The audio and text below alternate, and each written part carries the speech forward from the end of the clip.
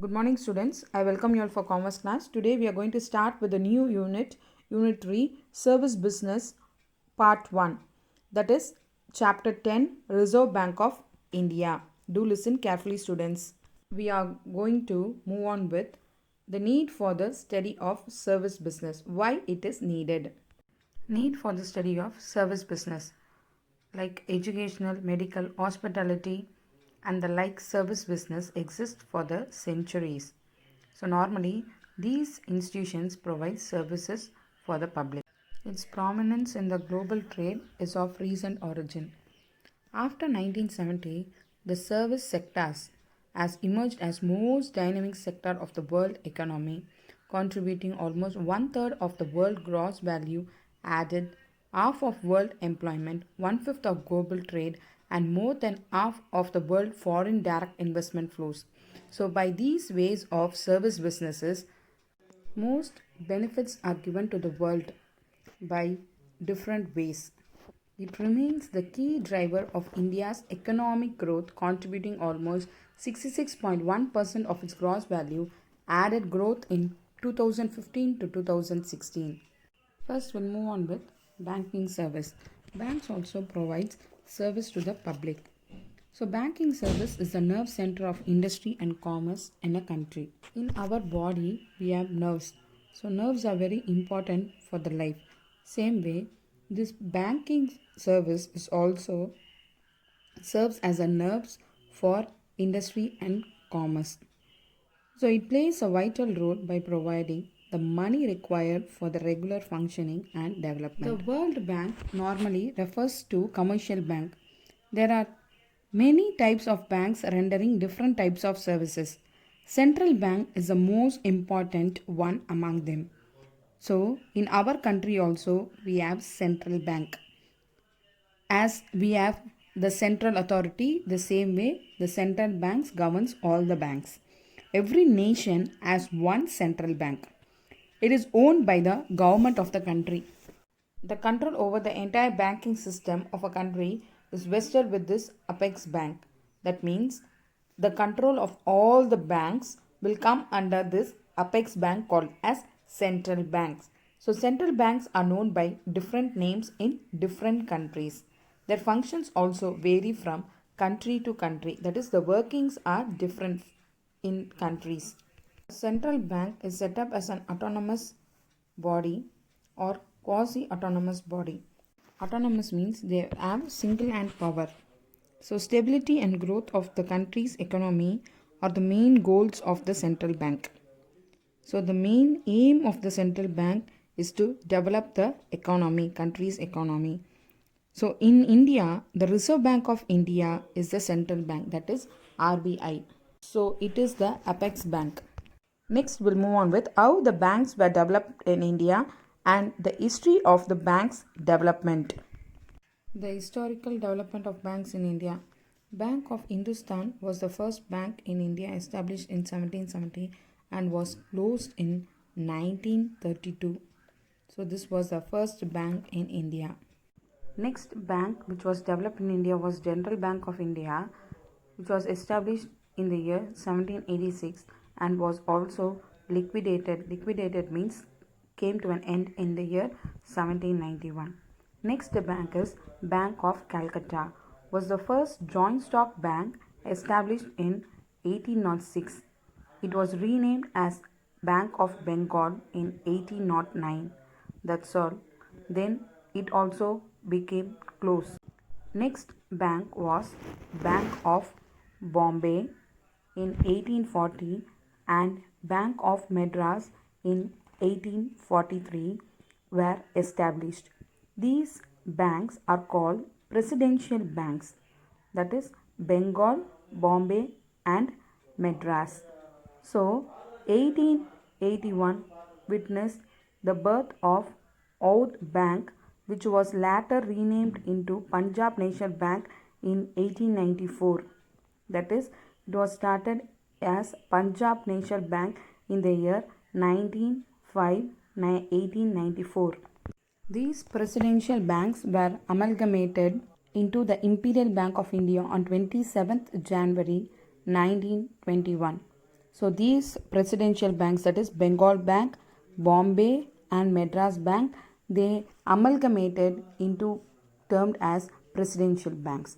It confined its operation to the urban sector and rural sector was completely neglected in those days. So, therefore, after independence, that is, after we got independence, an act was passed in Parliament to take over the Imperial Bank of India by the government, and State Bank of India came into being on July 1st, 1955. Next, we'll move on with the banking in ancient India. So, olden days, how was banking system carried on?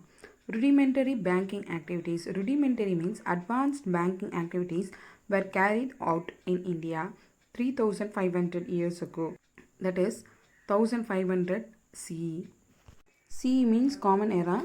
So, interest earning and unreasonable interest were prevalent during the Vedic period.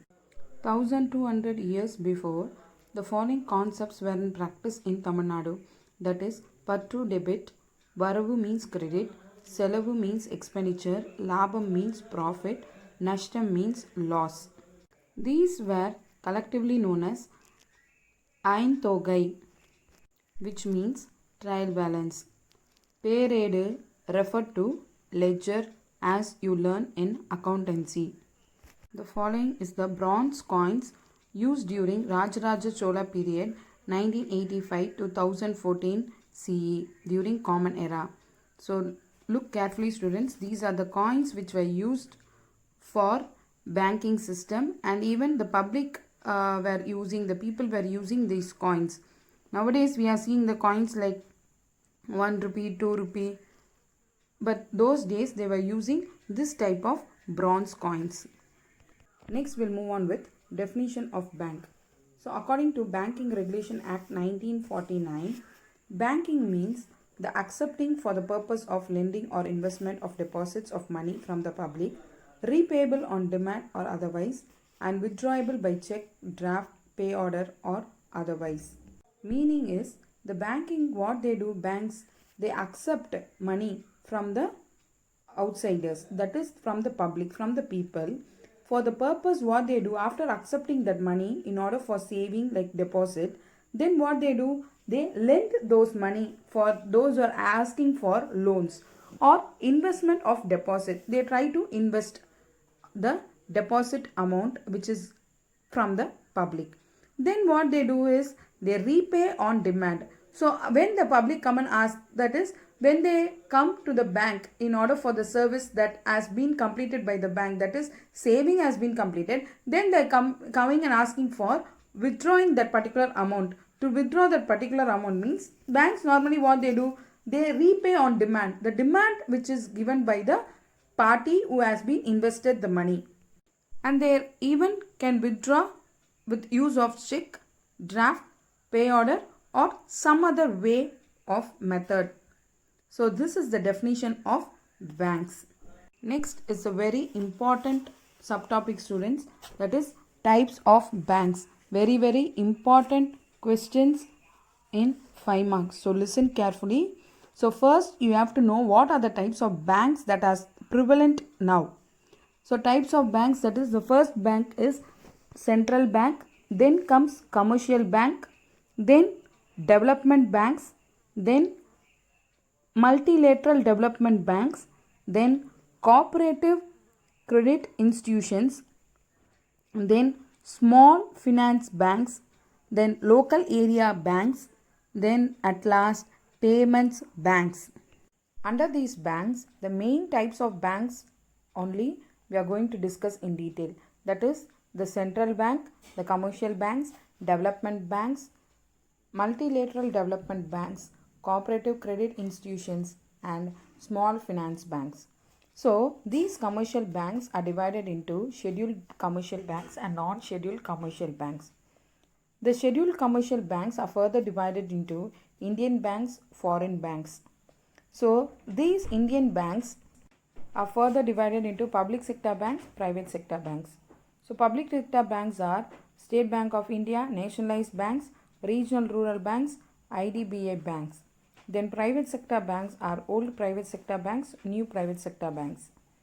Then when we come across development banks divided into agriculture development banks and industrial development banks. Agriculture development banks is NABARD. Their industrial development banks are IDBI, ICICI, IFCI. So we are going to see in detail about these types of bank students. So tomorrow we'll discuss these types of banks in detail. Thank you, students.